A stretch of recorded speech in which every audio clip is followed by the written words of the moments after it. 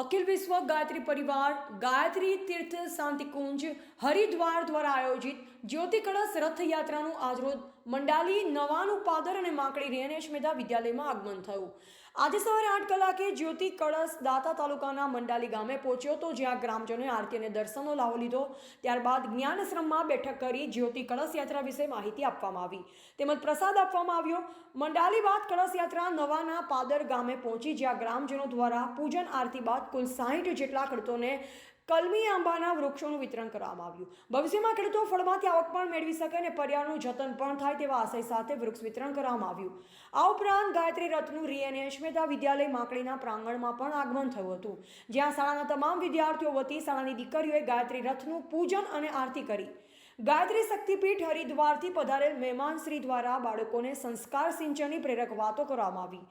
વિશેષ ધ્યાન દોરવામાં આવે તો 21મી સદી ઉજ્જવળ ભવિષ્યની ઘોષણા કરનાર અને જન જનમાં દેવત્વનો ઉદય અને ધરતી પર સ્વર્ગના અવતરણના સંકલ્પને સાકાર કરવા માટે આ યુગના યુગ ઋષિ યુગ દ્રષ્ટા વેદમૂર્તિ તપોનિષ્ઠ પંડિત પરમ પૂજ્ય ગુરુદેવ શ્રી રામ શર્મા આચાર્ય કે જેમના પુનિત કરકમલ દ્વારા 18/1/1926 વસંત પંચમીના રોજ પ્રજ્વલિત અખંડ દીપકના સાનિધ્યમાં 24 લાખના 24 ગાયત્રી મહાપુરાના સ્વર દ્વારા અખંડ તપ કરી ગાયત્રીની પરમ શક્તિ પ્રાપ્ત કરી અખંડ દીપ જ્યોતિને તથા વિશ્વ વંદનીય માતા ભગવતી દેવી શર્માને 2026માં 100 વર્ષ પૂર્ણ થતા શતાબ્દી મહોત્સવ નિમિત્તે અખંડ દીપ જ્યોતિની પ્રાણ ઉર્જાને જેમાં પ્રસ્થાપિત કરી છે તેવા જ્યોતિ કળશને માધ્યમ બનાવી ગુરુદેવના જ્ઞાનને સાહિત્યના માધ્યમથી ઘર ઘર સુધી પહોંચાડવાના આશયથી જ્યોતિ કળશ રથયાત્રાનું આયોજન ગાયત્રી તીર્થ શાંતિકુંજ હરિદ્વાર દ્વારા કરવામાં આવેલ।